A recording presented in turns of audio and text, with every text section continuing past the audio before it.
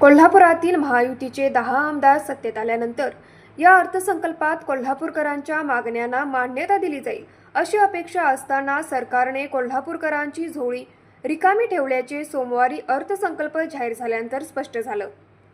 महायुतीने निवडणूक काळात कोल्हापूरकरांना शहराच्या हद्दवाढीपासून ज्योतिबा विकास प्राधिकरणापर्यंत आणि शहरातील रस्त्यांपासून ते उड्डाणपुलापर्यंत अनेक आश्वासने दिली होती। परंतु निवडणुकीनंतर या आश्वासनाचा विसर पडला की काय असं सोमवारी पाहायला मिळालं। महायुतीतील आमदारांनी मागण्यांची निवेदने प्रस्ताव सरकारपर्यंत पोहोच केले होते, परंतु हे प्रस्ताव फाईलमध्येच राहिले।